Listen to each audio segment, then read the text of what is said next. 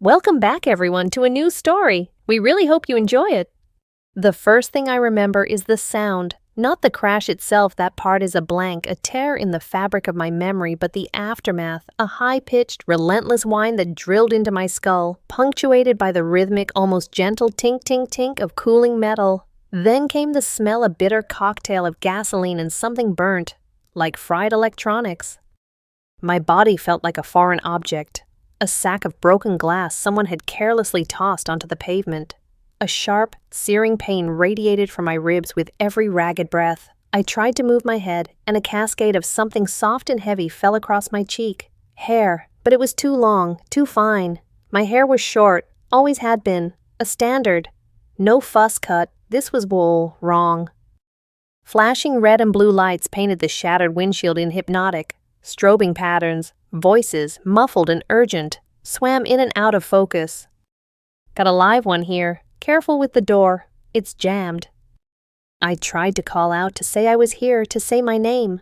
I'm Justin. The voice that came out was not my own. It was thin, breathy, and terrifyingly high-pitched. It cracked with a panic that was mine, but the sound itself was a stranger's, a woman's. The shock of it silenced me more effectively than any injury. My throat constricted. I tried again, forming the words in my mind, pushing them out with all my might. Help, me. Again, that alien sound, a soft pleading soprano that made the hairs on my arm, my strangely smooth, slender arms stand on end. A face appeared in the shattered frame of the driver's side window, a firefighter with soot on his cheeks and concern in his eyes. "Ma'am, can you hear me? We're going to get you out of there." "Ma'am." The word echoed in the ringing silence of my head. He must be mistaken. The chaos, the darkness. He couldn't see me properly. They pried the door open with a hydraulic groan. A monstrous metal scream. A paramedic. A woman with a calm, steady voice. Leaned in. She shone a small light in my eyes, and I flinched. "Ma'am, my name is Sarah. We're going to put a collar on you, just to be safe. Can you tell me your name?" My mouth opened, but the wrong voice was coiled in my throat. A snake ready to strike. I couldn't let it out again. I just stared, my heart hammering a frantic, painful rhythm against my bruised ribs. "It's okay," she said softly. "You've been in a nasty accident. Just try to stay still." As they worked, carefully extricating me from the twisted metal womb of the car, my senses started to betray me in new and horrifying ways. When they lifted my arm to check my pulse, the hand that came into my view was small and delicate, with long, unchipped nails. It wasn't my hand. My hands were broader, with calluses on the fingertips from years of coding and knuckles that had been scraped in a dozen clumsy household repairs. A heavy pressure rested on my chest. A weight that was both soft and aching. I thought it was an injury, some kind of swelling, but it moved in a way that felt sickeningly organic as they shifted me onto a backboard. And the hair, it was everywhere. A curtain of dark silk that kept falling into my face, smelling faintly of a floral shampoo I'd never used. They got me onto a gurney. One of the paramedics wrapped a blanket around me. "She's alive," he called out to someone else. "Pulse is stable, but she's lost a lot of blood." She. The word was a hammer blow against my fractured consciousness. In the dizzying, pain-filled haze, I felt my identity slipping away, being eroded by their assumptions. I was a man. I was Justin Reeves, a 28-year-old software developer from Seattle. I lived in a small apartment with a temperamental cat named Pixel and a collection of vintage sci-fi novels. I was me. But as they wheeled me toward the ambulance, I caught a glimpse of myself, a fleeting, nightmarish vision reflected in a shard of the car's side mirror lying on the asphalt. The face that stared back was pale and heart-shaped, framed by that same cascade of dark hair.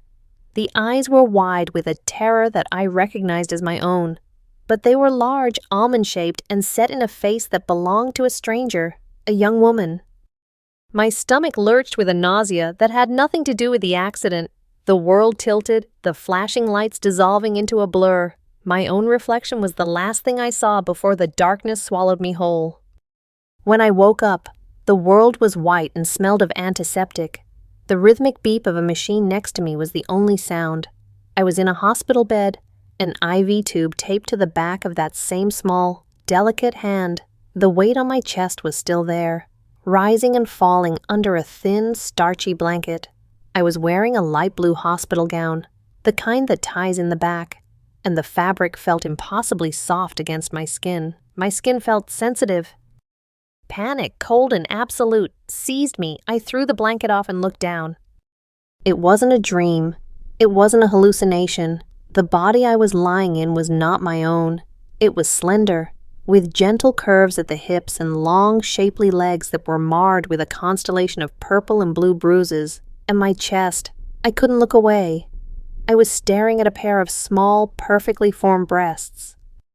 I let out a sound, a choked, horrified sob that came out once again, in that stranger's voice. A nurse bustled in, her rubber-soled shoes squeaking on the linoleum. "Oh, good, you're awake, ma'am," she said, her voice bright and professional. She checked the monitor, then smiled down at me. "You gave us quite a scare. You're very lucky." Lucky, I wanted to scream. I'm in the wrong body. This isn't me. But the words wouldn't come. My mind was a whirlwind of denial and terror. I felt like a ghost, a phantom trapped inside a shell of flesh and bone that didn't belong to me. Who was I if this face, this body, this voice weren't mine? Then what was? Later that night, after the nurses had come and gone, after they had spoken to me in gentle, condescending tones and called me ma'am and honey, I managed to slide out of the bed. My legs felt unsteady, foreign. Every movement was a study in unfamiliar mechanics. My center of gravity was different. The sway of my hips was an involuntary betrayal. I limped into the small attached bathroom and braced my hands on the sink. My heart pounded in my ears as I lifted my head and forced myself to look in the mirror. The woman from the reflection in the broken glass stared back, no longer a fleeting glimpse but a stark, undeniable reality. Her face was ashen, her dark eyes hollowed out with fear. A nasty cut was stitched above her right eyebrow. Her lips, full and pale, were parted in a silent gasp. I touched her cheek. The skin was soft, the cheekbones high. In the mirror, the stranger's hand rose to touch her own face. It was a perfectly synchronized nightmare. My thoughts, my consciousness, were trapped behind her eyes. I opened my mouth, and she opened hers. I whispered my name, a test, a prayer. Justin. Her voice, that soft, feminine voice, whispered it back, and in that moment, in the sterile silence of the hospital bathroom, a new and more profound terror set in. I wasn't just in the wrong body, I was the wrong body. The next morning brought a man in a crisp white coat with a kind, tired face and a name tag that read Dr. Patel. He pulled up a chair next to my bed and gave me a gentle, reassuring smile that did absolutely nothing to calm the storm raging inside me. "Good morning," he said, his voice calm and even. "I'm Dr. Patel, your attending physician. How are you feeling?" I stared at him, my throat dry. There's been a mistake." The words came out in that same airy, feminine whisper. Each syllable felt like a betrayal. "A mistake." He tilted his head, his smile unwavering. "The crash was quite severe. It's completely normal to feel disoriented. You sustained a significant concussion, some cracked ribs, and severe bruising, but thankfully, nothing that won't heal with time." "No, you don't understand," I insisted, my voice rising in pitch, sounding even more hysterical, even more female. "This isn't my body. I'm not a woman. My name is Justin Reeves. I'm a programmer." Dr. Patel's expression didn't change, but a subtle shift in his eyes told me everything I needed to know. It was pity. He thought I was delusional, that the trauma had scrambled my brain. He made a small note on the chart in his lap. "The paramedics found a wallet in the vehicle's glove compartment," he said gently, deliberately changing the subject. "The ID belongs to Bailey Roberts. Does that name mean anything to you?" Bailey Roberts. The name was as alien as the face in the mirror. "No, I've never heard of her. I'm Justin." "It's okay," he said, patting my hand, Bailey's hand. The gesture was meant to be comforting, but it felt like a brand. "You've experienced a major head trauma, which can often lead to temporary amnesia and identity confusion. The important thing is that you're safe now. Don't try to force the memories. They'll come back when they're ready. But I wasn't confused about my identity. I was horrified by it. Every single nerve ending was screaming at me that this was wrong. I knew who I was. I remembered my apartment, the leaky faucet I kept meaning to fix, the password to my work server, the smell of my cat, Pixel, after he'd been out in the rain. These weren't confused memories. They were the bedrock of my existence. An existence that this body, this doctor, this entire situation was trying to erase. Later that day, a nurse came in to help me bathe. Her name was Linda, a grandmotherly woman with a no-nonsense attitude. She treated me with a clinical detachment that was somehow more unnerving than Dr. Patel's pity. "All right, sweetie, let's get you cleaned up," she said, untying the back of my hospital gown. A primal wave of shame and panic washed over me. I can do it myself. "Nonsense," she chirped, peeling the thin fabric away from my shoulders. "You're still too weak, and we need to check your stitches. Nothing I haven't seen 1,000 times before." But I hadn't seen it. Not like this. I was forced to sit there, exposed and helpless, as this stranger washed a body that felt like a cage. Every touch was a fresh violation. When her soapy washcloth moved over my chest, I flinched, my muscles tensing. I squeezed my eyes shut, trying to teleport myself somewhere, anywhere else.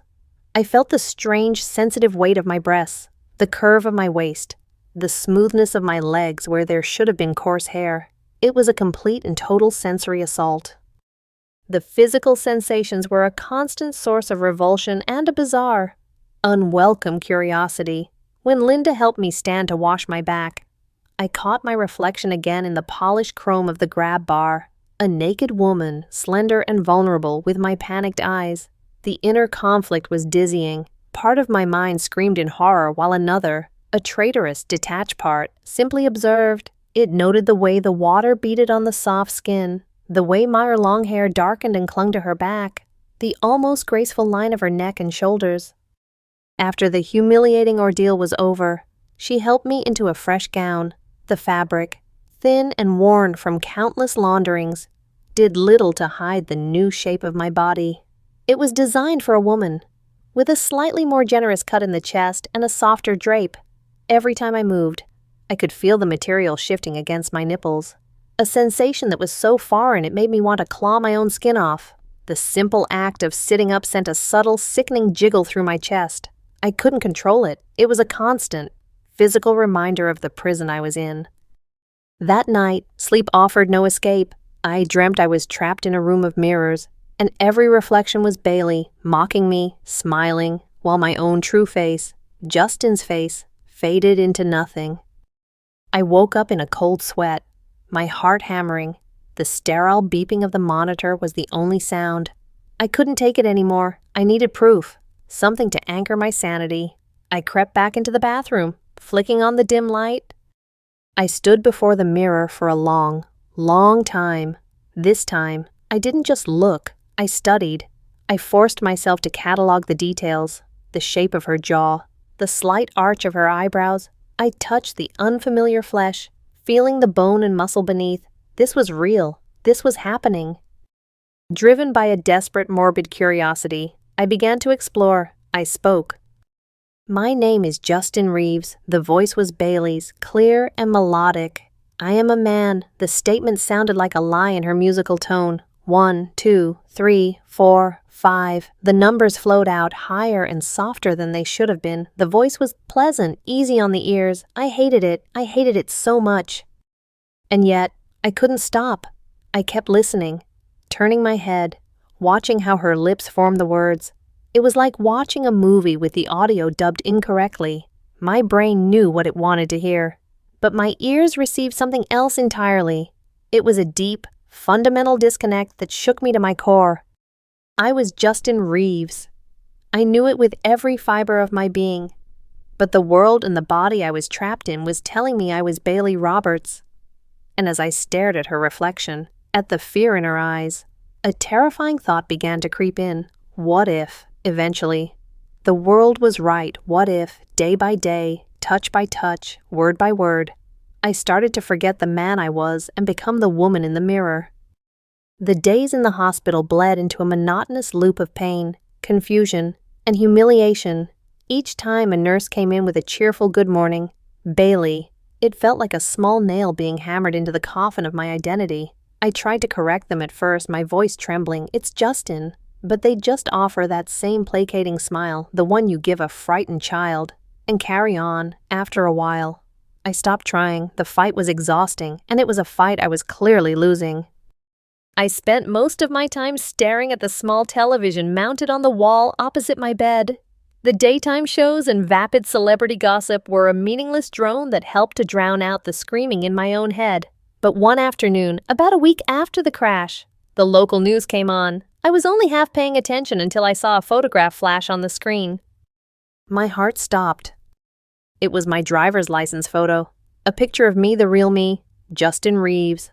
Awkward smile, hair slightly too long, eyes that looked tired from a late night of coding.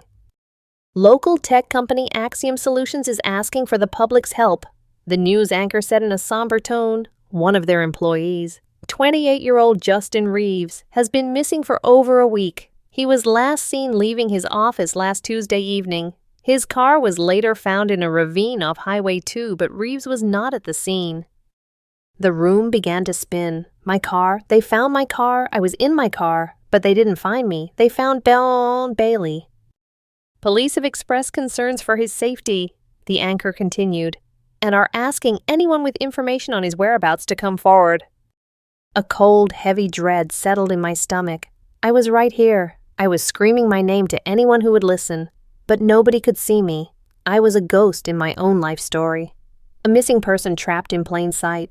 This woman, this Bailey, had taken my place. When Dr. Patel came on his rounds later, I was frantic. "Did you see the news? Did you see it?" I asked, the words tumbling out in a rush. "That's me, Justin Reeves, the man who's missing. That was my car. I'm here." He listened patiently, his hands clasped behind his back. "Bailey," he began, his voice laced with that infuriatingly calm reason. It's not uncommon for trauma patients to latch onto external events, to try and find patterns to make sense of what's happened. You see a story about a car crash, your car crash, and a missing person, and your brain tries to connect the dots. "It's not connecting dots," I yelled, my voice cracking. "It's the truth. Check the employee records for Axiom Solutions. Call my boss. Check my dental records." My outburst seemed to finally break through his professional veneer. He sighed, a flicker of genuine concern in his eyes. He agreed to call the police, if only to placate me. That evening, a man in a rumpled suit introduced himself as Detective Morales. He wasn't like the doctors or nurses. His eyes were sharp, skeptical, and they missed nothing. He didn't treat me like a fragile patient. He treated me like an unreliable witness. So he began, flipping open a small notepad. "Dr. Patel tells me you have some interesting information about the Justin Reeves case." "I am Justin Reeves," I said, trying to keep my voice steady. It was hard. The more I asserted my identity, the more insane I sounded, even to myself. Morales raised an eyebrow. "Right, so the man in this photo," he held up a printed copy of my missing person flyer, "is you." "Yes." "And you somehow ended up like this," he gestured vaguely at my body, his gaze clinical. "I don't know how I just woke up after the crash, and I was different." He scribbled a note. "Okay, let's say, for a second, that I believe you. Prove it. Tell me something only Justin Reeves would know." A surge of hope, fragile as it was, fluttered in my chest. This was my chance. My mother's maiden name is Archer. My first pet was a hamster named Sputnik. The password to my work laptop is QW3RTY, Yawnut, and my cat, Pixel, only eats the salmon-flavored dry food, never the tuna. He'll starve himself before he touches it. I threw every detail I could think of at him, a desperate torrent of personal facts that made up the architecture of my life. He listened without interruption, his expression unreadable. "That's all verifiable information, Detective," I finished, my breath ragged. "You have to believe me." To his credit, Morales didn't dismiss me out of hand. He was a cop. He dealt in facts. However strange. "We'll look into it," he said noncommittally. In the meantime, we ran the DNA from the blood samples we took from you at the scene. We compared them against the DNA on file from a toothbrush at Mr. Reeves' apartment. This was it, the proof, and I leaned forward, my hands gripping the thin hospital blanket. And it's strange, he admitted, looking down at his notes. It's not a match, but it's not a match either. According to the lab, your DNA profile indicates you're a close biological relative, a sibling, almost close enough to be a twin. In fact, if Justin Reeves had a sister, we'd say we found her. The air rushed out of my lungs. A sister, I was an only child. The proof I was so sure would save me had just become another bar on my cage. There was no twin sister. There was only me. The official story was now set in stone. I was Bailey Roberts, the long-lost, previously unknown sister of the missing Justin Reeves. The amnesia was real, they decided, but the delusions of being my own brother were a symptom of trauma and grief. It was all so neat, so logical, and it was all a complete lie. With my physical injuries slowly healing, there was no reason to keep me in the hospital. I was transferred to a long-term care and rehabilitation facility. A quiet place in the suburbs where I could recover and come to terms with my new reality. They gave me a room, clothes, a schedule. Everyone called me Bailey. I had no ID, no history, no life. The hospital had assigned me the name from the wallet, and now it was legally mine. Every day, I looked in the mirror and saw her face. I heard her voice when I spoke. The world was relentlessly, stubbornly determined to make me her. And the most terrifying part was, in small, insidious ways, it was starting to work. I was learning how to move in this body. I'd catch myself tucking a stray strand of hair behind my ear, a gesture I'd never made in my life. I started to recognize the cadence of my new voice. Justin felt further away each day, a fading photograph of a man I used to know. The person they called Bailey was learning to walk, to talk, to exist, and she was slowly taking my place. The Greenwood Rehabilitation Center was less of a hospital and more of a quiet, manicured prison. It was filled with people recovering from strokes, car accidents, and serious surgeries. Everyone had a story of a body that had betrayed them, but my story felt like a cruel joke in comparison. They were fighting to get their old selves back. I was being forced to accept a new one. The first order of business was clothes. My hospital gown was taken away and replaced with items from the center's donation closet, meant to tide me over until my case manager could arrange for something more permanent. A cheerful, middle-aged volunteer named Brenda laid them out on the bed in my new, sterile room. There was a pair of black yoga pants, a soft heather gray sweater, and a pink athletic t-shirt for underneath. There were several pairs of simple cotton panties and 2 plain, wire-free bras. I stared at the pile of fabric with a sense of dread. "I can't wear this," I said, my voice barely a whisper. This is for women." Brenda laughed, a kind tinkling sound. "Well, you're in luck then, sweetie." She picked up the sweater. "This should be nice and comfy, good for physical therapy." "No, you don't understand. I need men's clothes, jeans, a t-shirt, something normal." Her smile faltered, replaced by that familiar look of pity. "Oh, honey, I'm afraid we don't have anything like that in your size. Besides, these will be much more practical for your recovery." There was no arguing. I was a patient, a ward of the state with a head injury and a file full of notes about my gender identity confusion. I had no choice. Putting them on was an exercise in misery and strange discovery. The panties were soft and snug, a complete departure from the loose boxers I was used to. Then came the bra. I fumbled with the clasp at the back, my fingers clumsy and uncooperative. After several frustrating minutes, I managed to get it on. The feeling was bizarre, a restrictive yet supportive band around my ribs, the straps digging slightly into my shoulders, and the cups containing the soft weight of my chest. It was a constant, undeniable presence, a piece of armor I never asked for. Pulling on the yoga pants was another shock. The stretchy material hugged every curve of my hips and legs, a second skin that felt both incredibly comfortable and deeply exposing. The final piece was the sweater. It was made of a fine knit cashmere blend, and it was ridiculously soft. It draped over my new frame, clinging in ways that accentuated my small waist and the swell of my breasts. When I looked in the mirror, I didn't see a man in women's clothes. I saw a woman, a tired, sad-looking woman dressed in comfortable, practical attire. The illusion was seamless, and it made me feel sick. Justin was completely gone.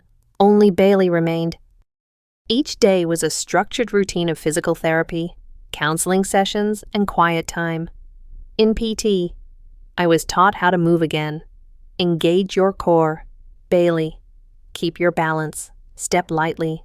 My old walk, a bit of a clumsy, heavy-footed stomp, was gone. This body was lighter, more agile. My physical therapist praised my natural grace, not knowing that this grace felt like a complete betrayal of my clumsy masculine self. I learned to walk with a gait I didn't recognize, my hips swaying almost imperceptibly.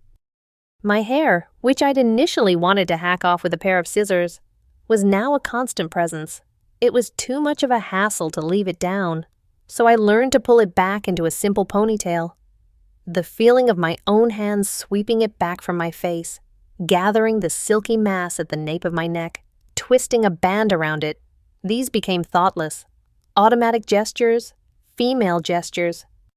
One afternoon, I was in the communal garden, trying to lose myself in the simple act of pulling weeds, when a voice interrupted my thoughts.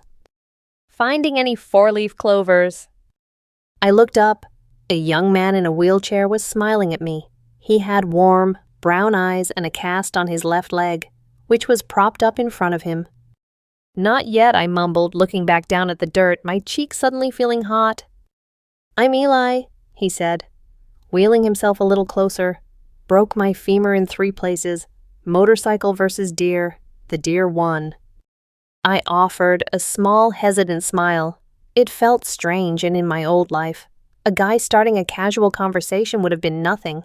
But now it felt different, and I was acutely aware of my appearance, of the way my sweater clung to me, of the fact that I was a woman sitting alone in a garden. "I'm Bailey." The name slipped out before I could stop it. It was easier than trying to explain. "Nice to meet you, Bailey." He had a nice smile. An easy, genuine smile that made the corners of his eyes crinkle. "You new here?" "Car accident." "Rough," he said with a nod of sympathy. "Me too, I guess, though mine involved less car and more antler." I let out a small laugh. The sound surprised me. It was higher than my usual chuckle. Lighter. Girl's laugh. And in response to his smile, I felt a blush creep up my neck. My heart was beating a little faster. It was the classic textbook reaction of a girl being charmed by a cute guy. And I absolutely hated it. I hated that my body was reacting without my permission. I hated the warmth spreading through my chest, the involuntary smile playing on my lips. This wasn't me. Justin Reeves didn't blush. Justin Reeves didn't get flustered when a handsome stranger talked to him. I should go," I stammered, standing up too quickly and brushing dirt from my yoga pants. "I have a thing." "Oh, okay," Eli said, his smile dimming slightly. "Well, I'll see you around, Bailey."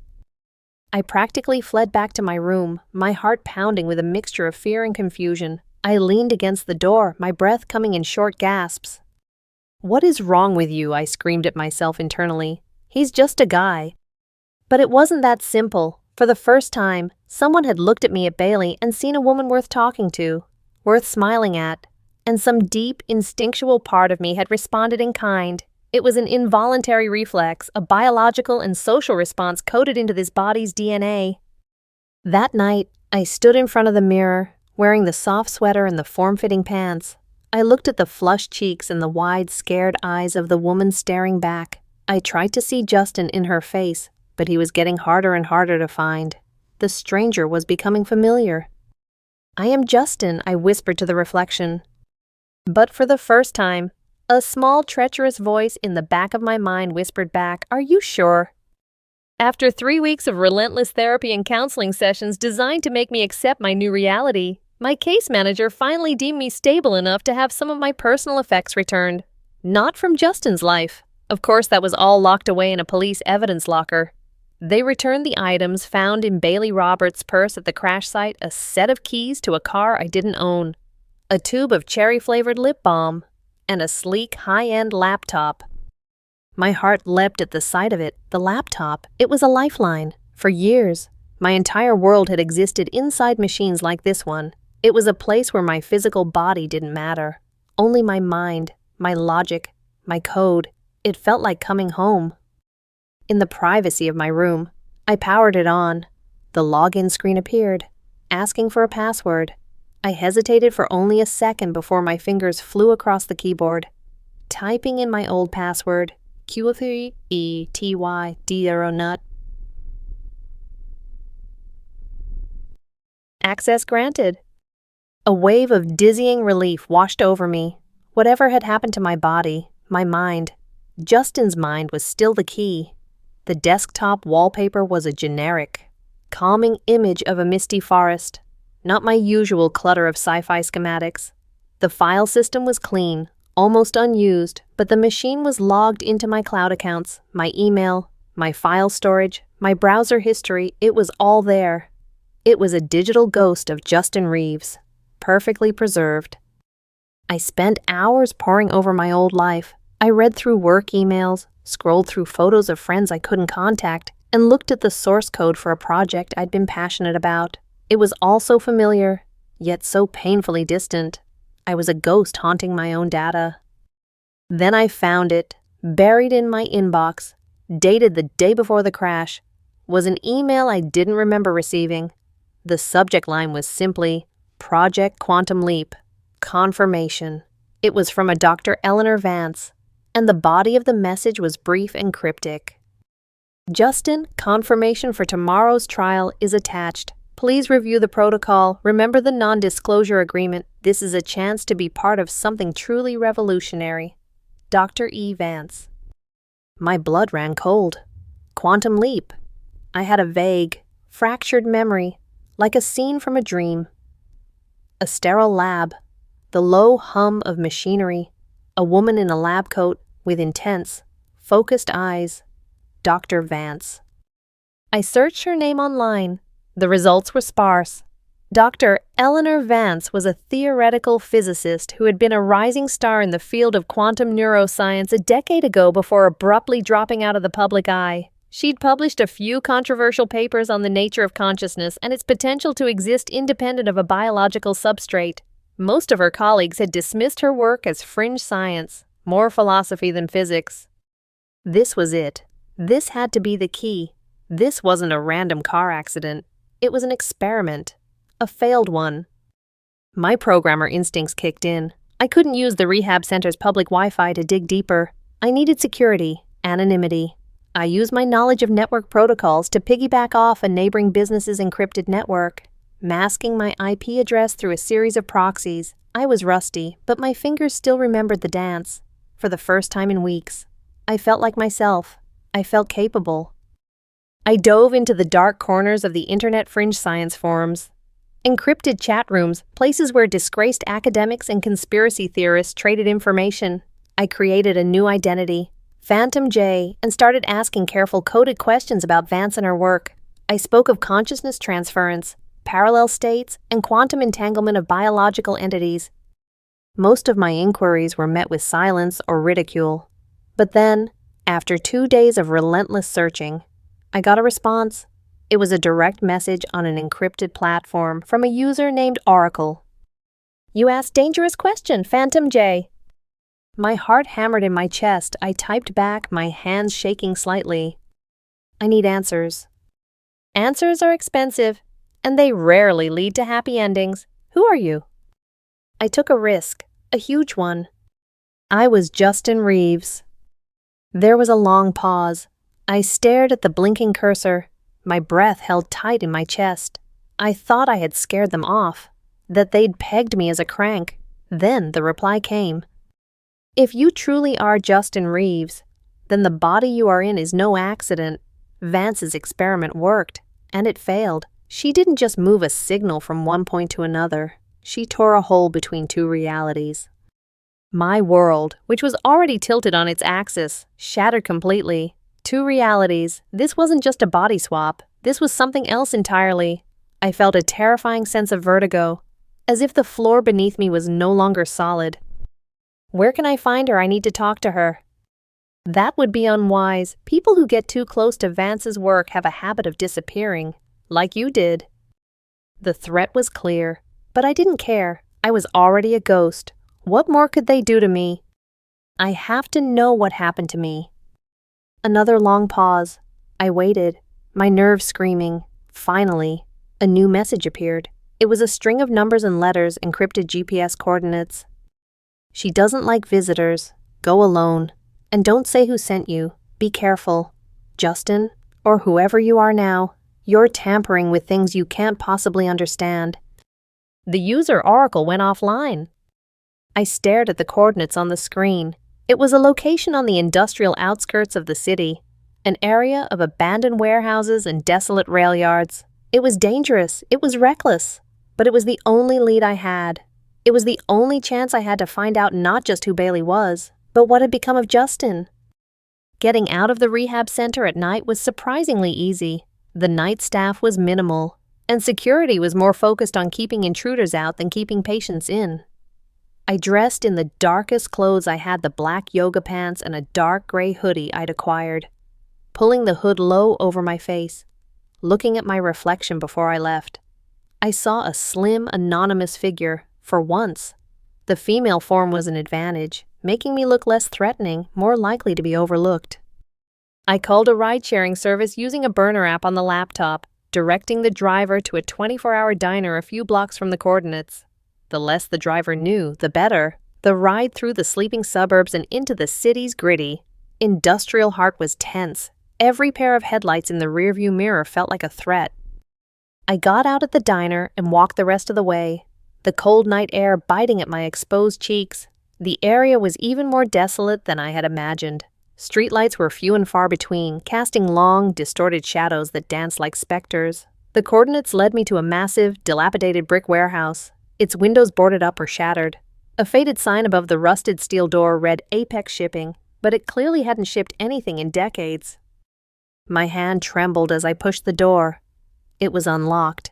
It scraped open with a low groan, revealing a vast, cavernous space that smelled of dust, damp concrete, and ozone. A single bare bulb hanging from the high ceiling cast a pool of weak yellow light in the center of the room, revealing a small cluster of sophisticated electronic equipment that looked wildly out of place amongst the debris. And standing there, waiting for me, was a woman. She was older, perhaps in her late 60s, with short, unruly gray hair and the most intense, intelligent eyes I had ever seen. She wore a simple black turtleneck and dark trousers. A stark figure against the gloom, she wasn't surprised to see me. "I was wondering when you'd find your way here," she said. Her voice was calm, raspy, accustomed to command. It was the voice from my fragmented memories.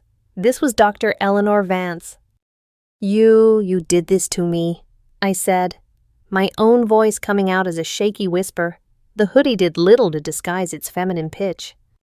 "Did this is a crude way of putting it," she corrected, her gaze analytical as she looked me up and down. "I facilitated a transfer. I did not, however, anticipate the overlap." "Overlap? I woke up in someone else's body. I'm a missing person. What the hell happened?" Vance gestured to a dusty metal chair. "Sit, this is not a simple explanation." I remained standing, my arms crossed protectively over my chest. "Try me." She sighed, a flicker of impatience in her eyes.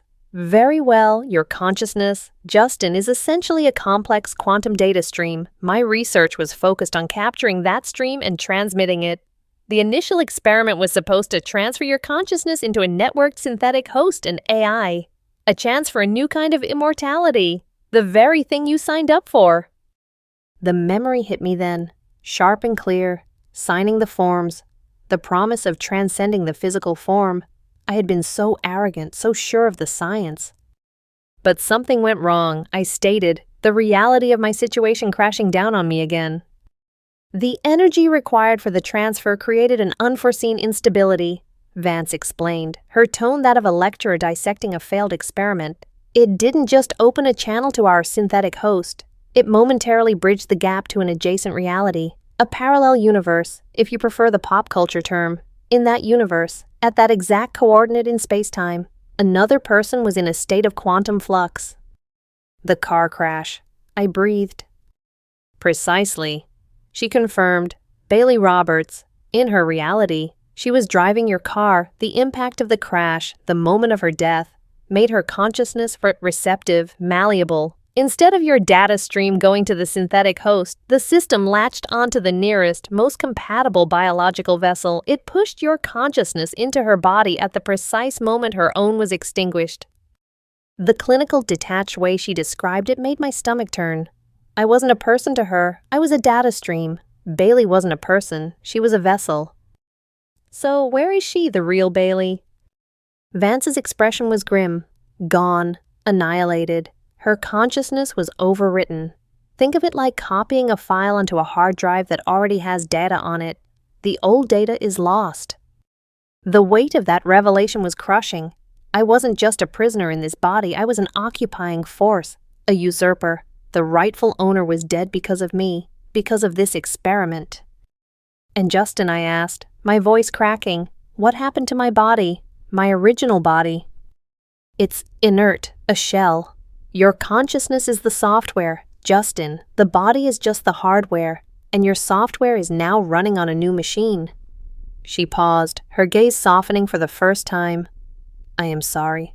This was not the intended outcome. Can you fix it? I demanded, taking a step forward. Can you reverse it? Put me back. She shook her head slowly. The finality in the gesture was devastating. No, the process was violent and unstable. We can't replicate the exact conditions, and even if we could, attempting to reverse it would likely destroy your consciousness entirely. You would simply cease to exist. I stood there in the vast, echoing silence of the warehouse, the single light bulb humming above. Everything I thought I knew, everything I was fighting to get back to, was gone. My old body was an empty shell. My old life was over. Justin Reeves was, for all intents and purposes, dead. A new, terrifying question bubbled to the surface. It was the one question that mattered now. So who am I asked, my voice small, lost in the cavernous space. Dr. Vance looked at me, her expression a mixture of scientific curiosity and something that might have been regret.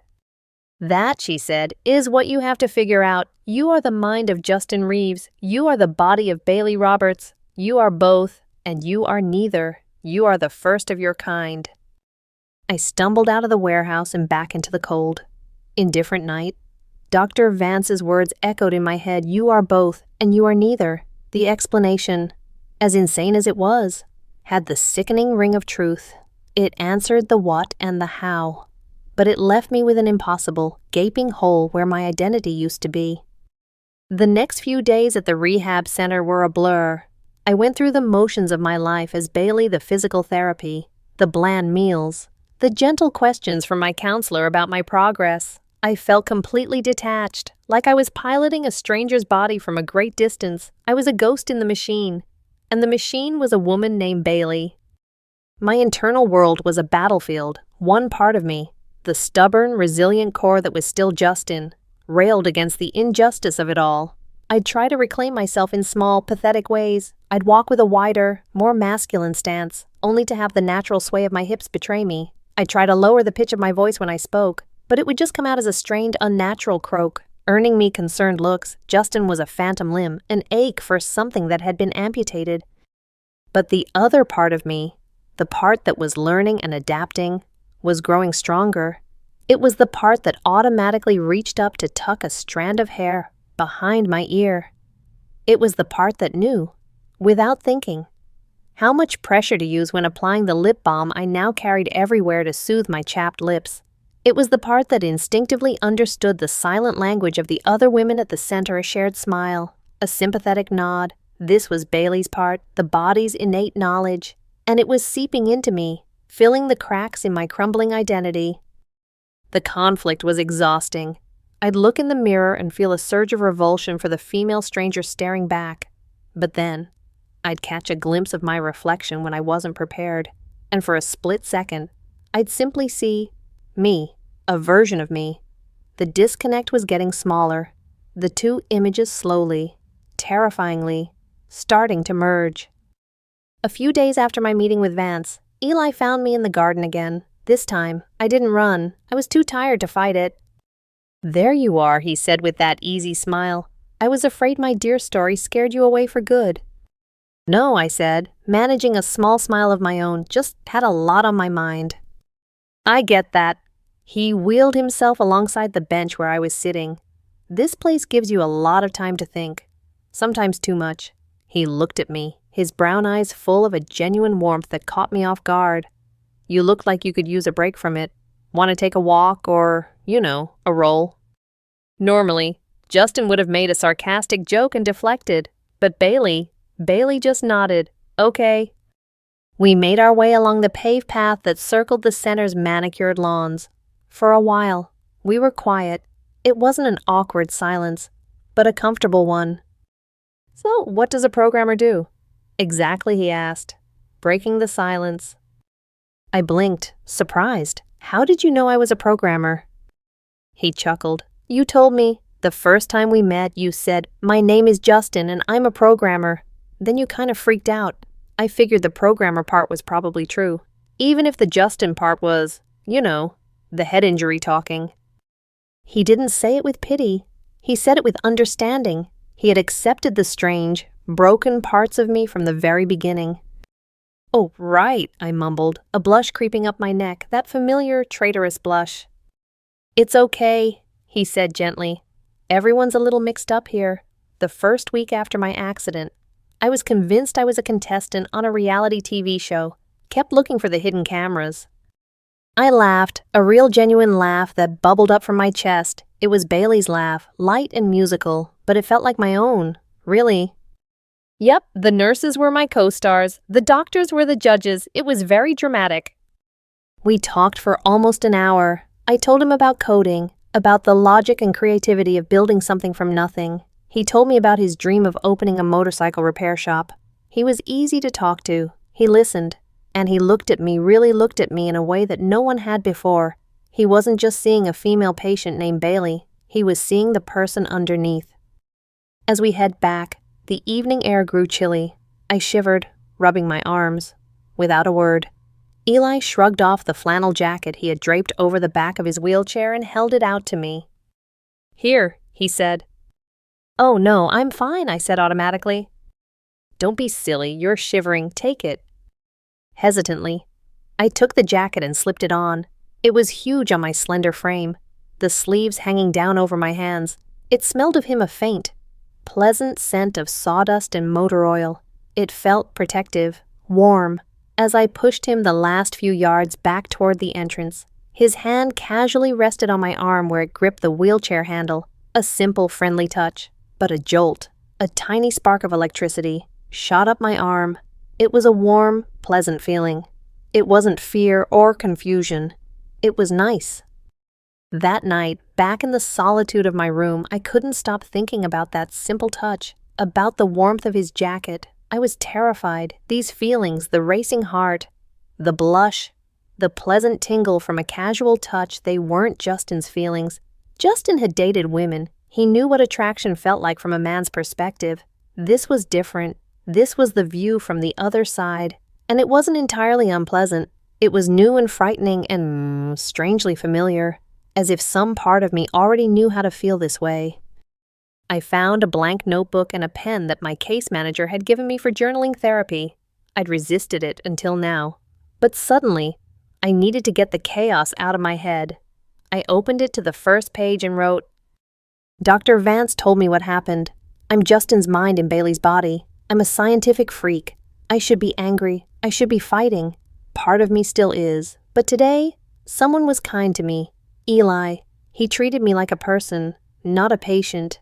And when he touched my arm, I didn't feel like Justin trapped in a woman's body. For just a second, I just felt like me. This new me. It's terrifying. I feel like I'm losing a war against myself. I paused, looking at the words. Then I added one last sentence, a thought that felt like the ultimate betrayal of the man I used to be.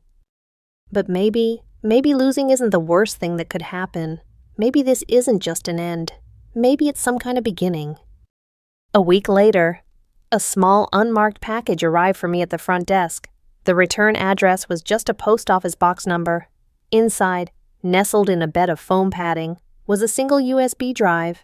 There was no note, but I knew instantly it was from Dr. Vance.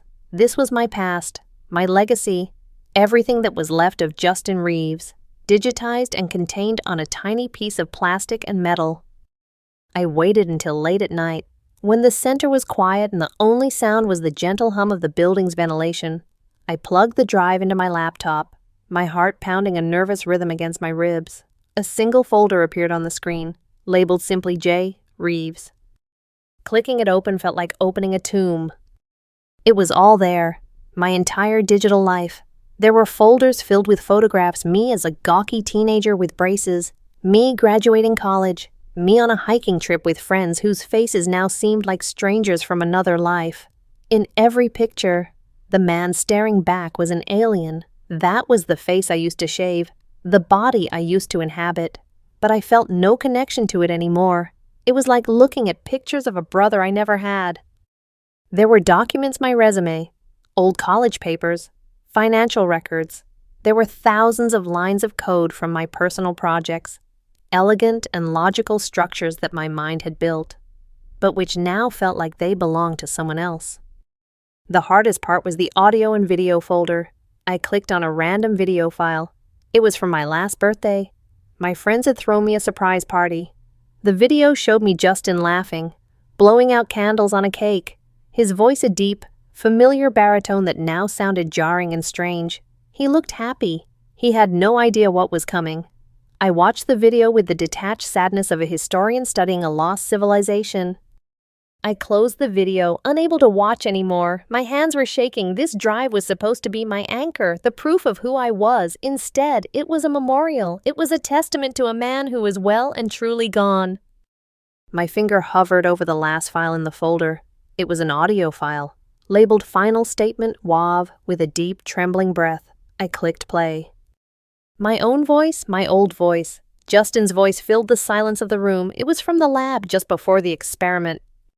Okay, this is the pre-transfer statement of Justin Reeves. I don't know if anyone will ever listen to this, but protocol is protocol, right? There was the sound of a nervous laugh, a sound I vaguely remembered making.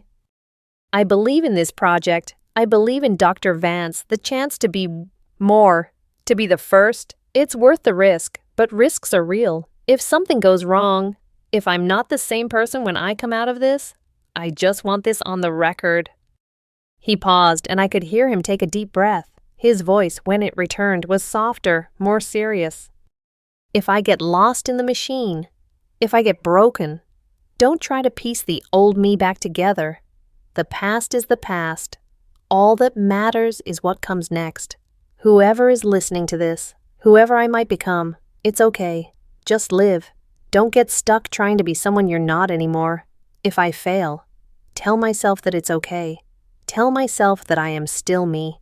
No matter what shape I'm in, just live a good life. That's all that matters. The recording ended with a soft click. Silence. Tears streamed down my face, silent and hot. They weren't tears of grief for the man I had lost. They were tears of gratitude, of release.